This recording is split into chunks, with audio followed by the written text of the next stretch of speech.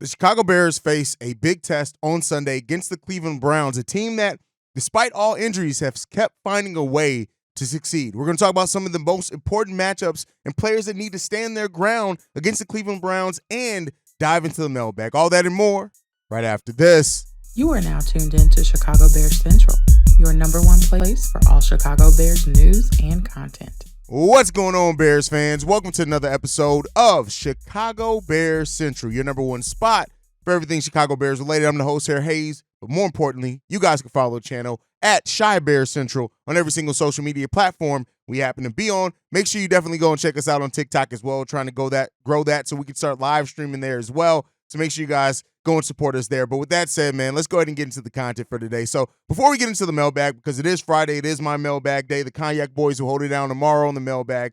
I want to talk about Bears who need to step up this week against the Cleveland Browns when we play them. Now, we'll be doing our full preview episode the day of the game, so we'll be breaking down exact matchups and things like that. I want to talk about a few of the players here. The first one that I want to talk about is with the injury to Yannick Ngakoue is DeMarcus Walker. We've talked about, DeMarcus Walker came into this with a 3-year deal to the Chicago Bears that's not fully guaranteed. And when you look at it, the Bears can save up to $4 million by releasing DeMarcus Walker this offseason. So it's not a guarantee, despite his play or whatever else, that he's going to return, especially if the Bears do decide to target another edge in free agency or even draft a young dynamic edge in the draft. And when you look at it, DeMarcus Walker so far this season has 2 sacks on the year. He has accounted for 34 QB pressures, which is solid, right? It's not terrible. It's not great. It's a solid area to be in. And so when you look at what the Bears invested in DeMarcus Walker, they're absolutely looking for more. Now, that's not to say that DeMarcus Walker hasn't been good in the ways that they've used, and we talked about it.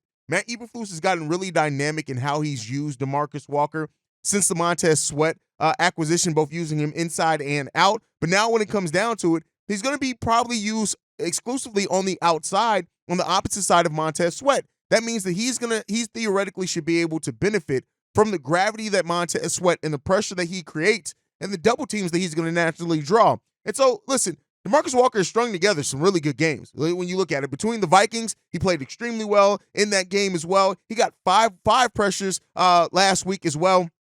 And then he hurt his hamstring, so there it comes with that. But DeMarcus Walker is a player that has the skill, has the talent, and is playing out a position that we are going to notice for sure if he's able to benefit and play extremely well, like I said, against this Cleveland Browns team. So DeMarcus Walker definitely goes on there just by the nature of him stepping into that injury. All eyes on him. Let's see what he can bring. Then outside of that, you got to bring it to Justin Fields. You cannot overlook Justin Fields and what he needs to do. At the end of the day, he is now coming back to the place that he started his NFL career against him anyways. His first start saw him playing against the Cleveland Browns in that game, and he got his ass kicked.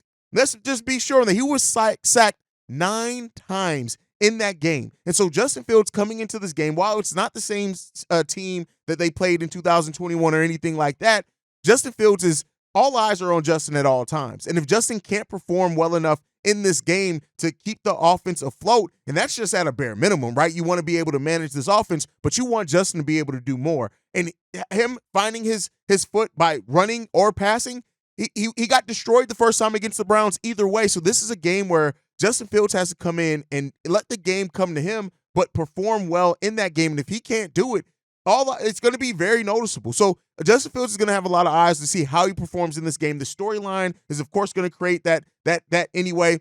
Already, there's always storylines around Justin Fields and how he can or can't produce. He's going to have to find a way to go downfield. This is going to be a team that is going to be bringing the pressure to him all game long. This is a solid team in passing, well, as far as the Cleveland Browns in defending the pass, and they're a run-stopping team on top of that. So if this Bears team wants to find that success, a lot of that does hinge on Justin Fields and some other aspects that we're going to talk about. But Justin Fields has to be able to play in this game and finish this game strong. The last game against the Cleveland Browns, he went 6 of 20 in passing. Again, that was a completely different Justin Fields, at least we hope, right? But you got to look at it. He also ran the ball 3 times for only 12 yards.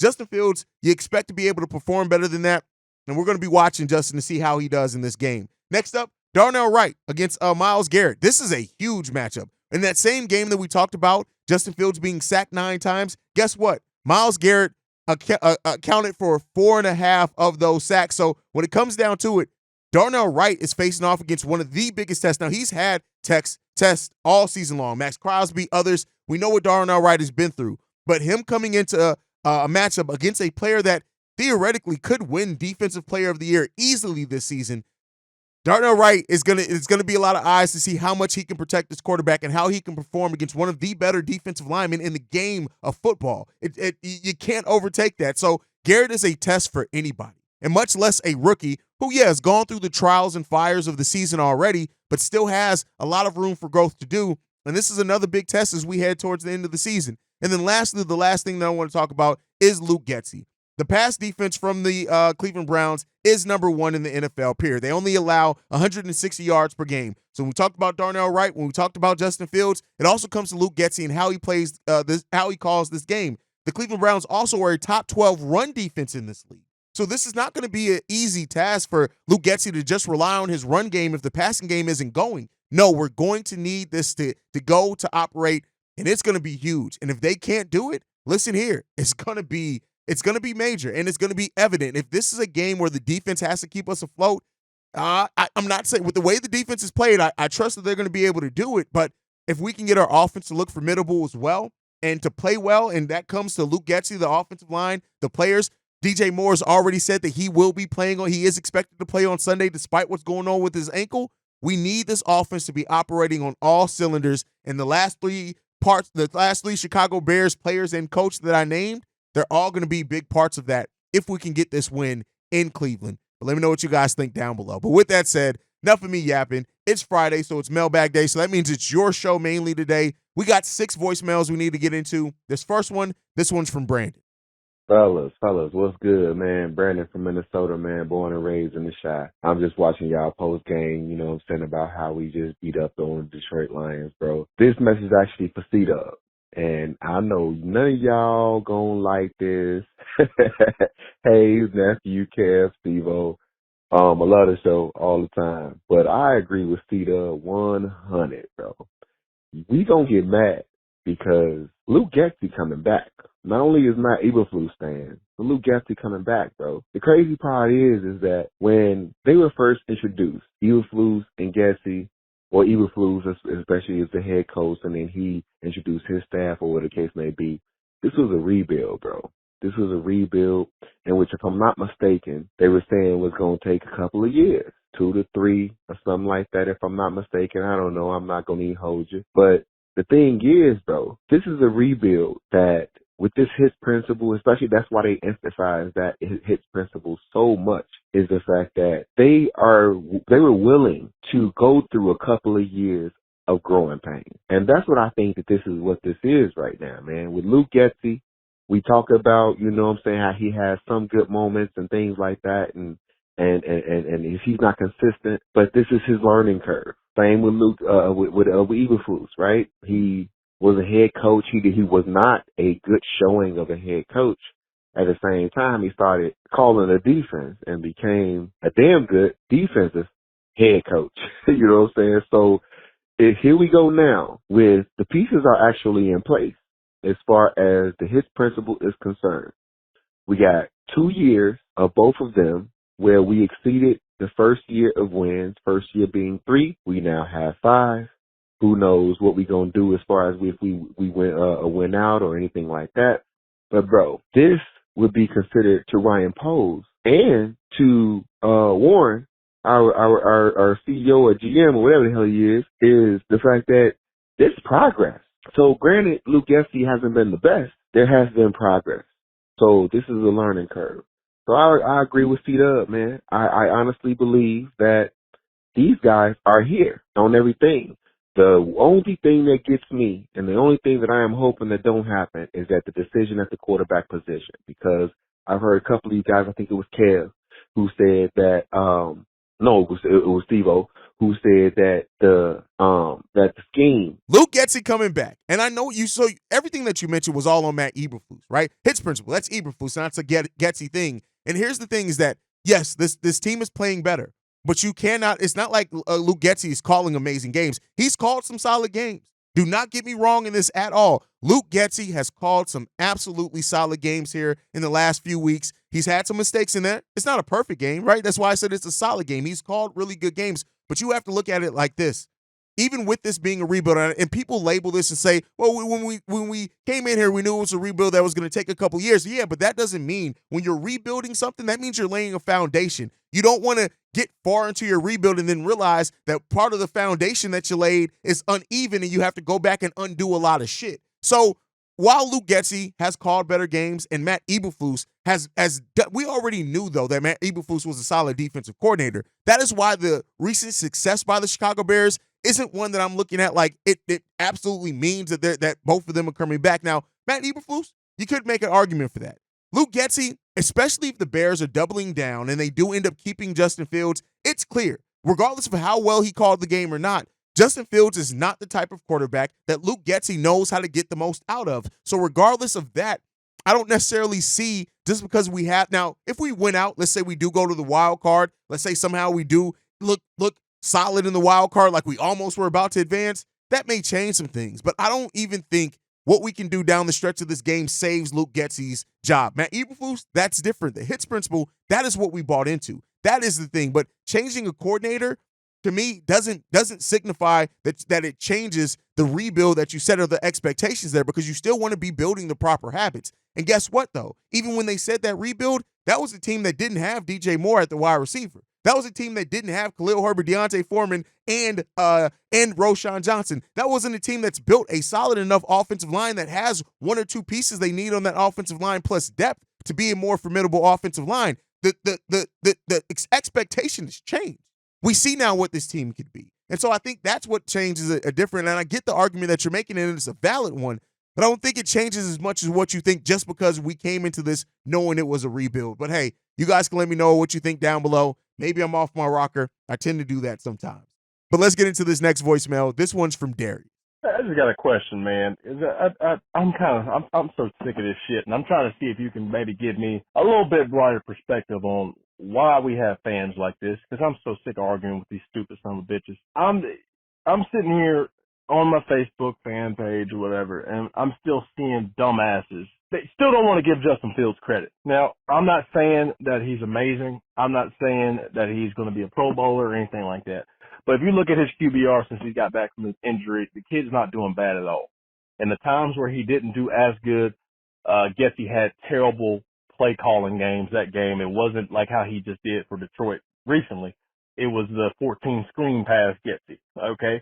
So when he's put in a good position, he executes. So why am I still seeing on my Facebook page people still saying that they think Bagent is better? Okay. I just want to give y'all a little bit of perspective on this thing that maybe none of these fucking dumbass fans are paying attention to. I don't understand how you can't see from your simple brain that when you throw a undrafted backup rookie in the game, okay, stop saying he processes things quicker than Justin.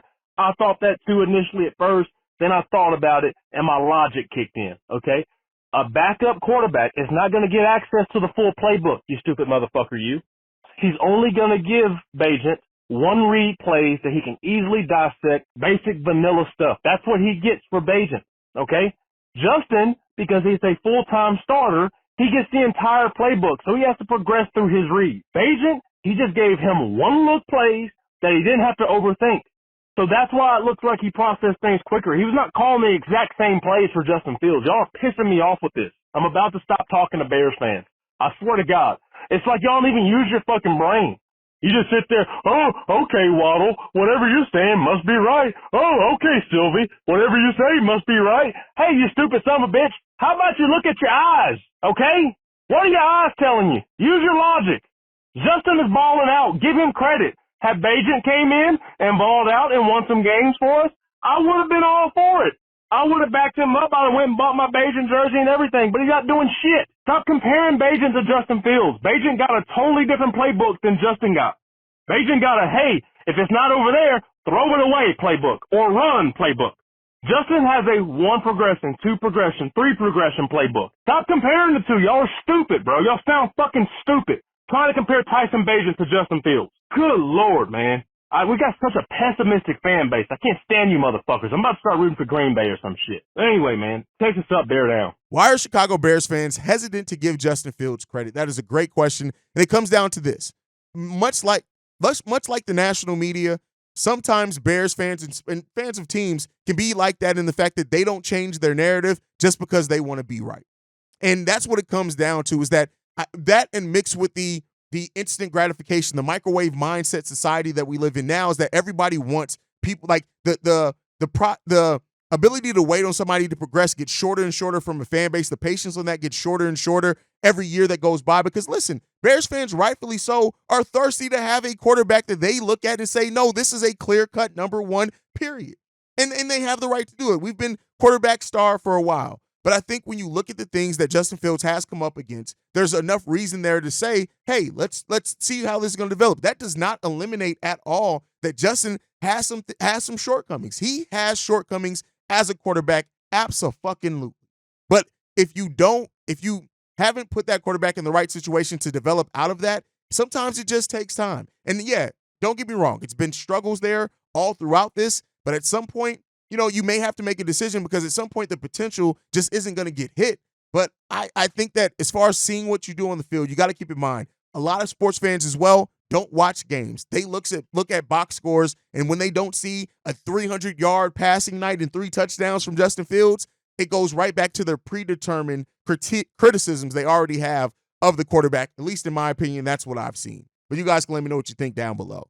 Let's get into this next voicemail. This one's from Barry. Hey, Bobby C-Dub hates Barry here, fellas. So, what I want to talk about, first of all, not a minor issue, but what does Justin Fields have to do to get a fucking late hit call, fellas? Could you imagine if even one of the lesser hits, if some defender put that on Patrick Mahomes when he's sliding, there would be a fucking brawl, there would be fucking fines. I'm sure that, Jackson, what's his name, the brother of Mahomes, he'd probably try to fucking monetize it on TikTok. It would be a fucking national controversy if one shot of those happened. So this is getting fucking very infuriating, fellas. I think that Kevin Jenkins or Darnell Wright, somebody's got to start whooping ass, fellas, because they got to take it into their own hands. Okay, so with that being said, fellas, we have to prepare ourselves no matter how much we like Justin and, want to root for him and you want your quarterback to be him. I admire the shit out of Justin. I hope that whatever quarterback the Bears have, for the rest of my life, it has the kind of character that he has. He's got that kind of, natural leadership quality that you can't teach.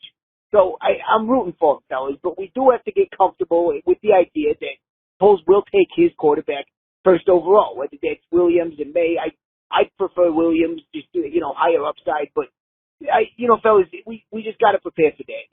Hopefully, I just hope that, Justin Cole go out there, finish strong. I mean, the Cleveland game, that's going to be payback for his first start ever. So if he's going to make the case to stay, I think 2 games, he's got to play well in all 4, but 2 games in particular, he's got to light up that Browns defense, right, because they're number 1 in the NFL. And also, it's revenge for the first start ever. I think that would be a very symbolic moment. And your second one, Week 18 in Green Bay. He's got to take out the weasel, Jordan Love, who has a fucking noodle arm, fellas. I was maintaining after the Chiefs game last week when everybody said, oh, no, they hit the 3rd one in a row. Oh, no, Jordan Love is good. I said, no, he's a fucking weasel with a noodle arm. Okay, fellas, Justin Fields is not without his faults, okay? But he's got 99 problems and arm strength ain't one. Okay, you can fix Justin Fields with the right coach and experience, but you cannot unfuck Jordan Love's arm. I will die on that hill. So, till next time, fellas, Chicago up, fuck bad down. Late hit calls on Justin Fields. Yeah, I'm glad that the Bears are standing up and talking about it, because you have, as a franchise, have the right to come out and talk about something that's affecting your quarterback, and it is unfair, and it is something that we've seen. It's something that everybody kind of sees. So you do want to stop those late hits, and the Bears players, the players, the coaching staff, the front office, everybody is right to speak out on it, because you want to try to get that reined in where and when you can, because it's deserving, and you can't keep allowing that to happen. Outside of whatever you feel about Justin Fields or not, that's something that you just don't want to keep allowing to happen, because somebody's going to eventually get hurt. And yeah, it would be nice to see a Darnell Wright, an offensive lineman, step up and get in somebody's face to stop that. Because listen, if you keep allowing that to go, teams are going to keep doing it, and eventually you're going to run into a spot where somebody's getting hurt because of it. So yeah, you got to stop the late hits on Justin Fields, and I'm glad that we're stepping up. Now, as far as the latter part of your voicemail, the possibility that Ryan Poles goes into the draft and takes his quarterback, that is something that I do think is a possibility, right? And that's why I always say I want to talk about it from both sides. What we hear is that they're committed to Justin Fields, And there's going to still be an evaluation period over the remaining 4 games. But I'd be remiss to not say that there's a chance to do that. And we do have to realize that there is a chance that happens. Now, will it come? Maybe, maybe not. I mean, we've heard that they would have to be really enamored with one of the quarterbacks in this upcoming draft when they start working them out, because they will work out quarterbacks. Let's be clear. They will be working out quarterbacks, even if it's just for the optics or the trade scenarios or whatever. But, yeah, you have to realize that there is a possibility of that happening. And if that's the route that Ryan Poles and Kevin Warren want to go, they better goddamn sure they get it right.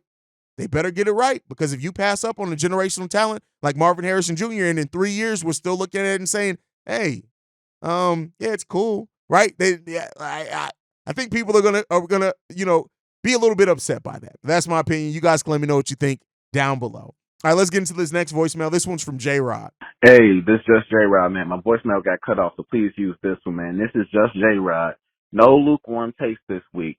Only for the rest of this season is just J-Rod versus the media and defense of Chicago, man. I ain't got no beef with Chicago media because y'all actually fucking watch the games and give a fuck about the team. This is just for ESPN and Fox News. As a Chicagoan, and I think I speak for all Chicagoans, at least the ones who watch the games, we don't give a fuck about y'all 9 to 5. We don't give a fuck if you gotta wake up in the morning this motherfucking March and talk about Aaron Rodgers and if he'll come back to the Jets all fucking off season. That sounds personal. You take your lemons and you make lemonade. That's your job, okay? All this Justin Fields shit and trying to will it into existence that he's going to get traded, but you have something to talk about this all season. It's straight up bullshit. I'm tired of this whole fucking media scrutinizing bullshit. And it's not even scrutinizing Justin Fields anymore. That's how stupid these guys have gotten. They got so damn dumb that they're not even scrutinizing Justin Fields no more. Now they're saying that Justin Fields is an amazing talent, so much potential, can absolutely throw it out the bag, man. You put him around the right people, oh my God, he is a superstar. So you have to trade him. Yeah, trade him. Yeah. For a QB that we don't quite know will pan out. Because last year y'all was saying it was going to be Bryce Young. Bryce Young was motherfucking Patrick Mahomes 2.0 in a mini, in a smaller body. Yeah, let's disregard the fact that he's 5'8", 200 pounds soaking goddamn wet. He's the greatest. Look at his anticipation. That's why y'all should trade Justin Fields. And how did that pan out? And like y'all was saying, trade Justin Fields for C.J. Stroud specifically. Y'all was all saying Bryce Young. Y'all were only saying C.J. Stroud the same way y'all saying Drake Mays. Maybe y'all sure that he's available and y'all don't want to get C.J. Stroud and you guys are, whatever. That's how y'all were treating my boy last year. And how is he doing? He's doing amazing. So that you know what else that tells me? That tells me that the reason that y'all niggas are not on NFL teams analyzing talent is because you fucking can't. So you got to sit there at ESPN and just say what the fuck is on your mind. I ain't got time for it, and none of the people who actually work in Chicago with Chicago Bears got time for it either, man. I just had to get that shit off my fucking chest. So you already know what it is. Chicago, just J-Rod, Chicago up, Bear down. The national media contradicting themselves is basically what you're saying on Justin Fields, and here's what I'll say to that. Ain't nothing changed. This is still the same game. The national media, when it comes down to it, they're all about, at this point, national media is just as bad as some terrible ass content creators. It's not about the actual topics. It's not about the actual insight. It's about what's going to get you clicks. What's going to be that social media clip that you can pull from, that people are going to retweet, post on TikTok, post on whatever else, and that's going to go viral. That's going to draw attention to your host and things. That's what it's about for a lot of these national media pundits, and that is why, like I say, I don't watch national media. I watch Pat the Designer. I guess he is kind of national media now. Shout out to my brother Pat over what he does at the Chicago Bears pod over at ESPN, but also what he does at the Windy City Breeze. I watch Swifty, Coach T, right? These are some of the guys that I watch day in and day out. Just Another Year Chicago. Love those guys. So those are the guys that I really look at and I say, hey, these are the guys that I watch because they're ingrained in the team every single day, and I know that they're doing it for the passion, not for the clicks. So the national media changing the story on Justin Fields to then try to perpetuate this, where the Bears can then trade him and they can take this. Listen, it's all part of the course. That's what they're going to do to try to generate interest, because guess what? I'm not even going to put us in that. People like Swifty and Pat are on their ass, bro, because, listen, the passion in it, you can't overtake that. You can't beat people that do this because they're genuinely passionate about the team. The national media, they have very few people like that. That's what I'm going to sit on. Let's get into this next one. This one's from Marifa Assad. Bobby, C-Dub, hey, it's your man Marifa Assad, black yet again. Didn't I tell you, fellas? Didn't I tell you they would do it, man? I called it, man. I called it in, and I said they was going to win. They was going to beat Detroit, and they did. They came through and took care of business. You did. Look here, man. The defense was on point. I told you they ain't had no answer for Big Dex in the middle and Montez Sweat coming off the line. And Justin did his thing. Justin did his thing. All the haters can shut up right now. I don't want to hear no more about no draft. I don't want to hear no more about no picks and trading the number one pick. I don't want to hear none of that. We talking about the playoffs. We talking about getting to the playoffs, man. Listen, like Bill Belichick say, we on to Cleveland. All right? Now, Cleveland, that's a monster. They got a monster over there, okay? Myles Garrett is a monster. And the offensive line is going to have his hands full this game, man. But listen, I'm going to tell you something right now. Justin going to do his thing because it's redemption on his mind, okay? That 2021, when Justin was a rookie, he came in to Cleveland and he got sacked 10 times. I think it was 20, something like that. But he going to take care of business this time around. He coming with the cavalry. He got his homeboys with him this time. He deep. He rolling deep. He coming with his boys. He got a line now. He got a number one wide receiver. And he coming to bring his boys, and guess what it's going to be? That's right. It's a big payback. Coming for you, man. Cleveland, I'm going to tell you. Right now, I'm calling it right now. Bears 20, Cleveland 17. Chicago up and bear down, baby. Let's go. On to Cleveland, and that's just a fact, all right? And what I said in the first segment, you hit on as well. This was the first big test for Justin Fields. This was the first team that basically kicked Justin Fields' ass as a starter.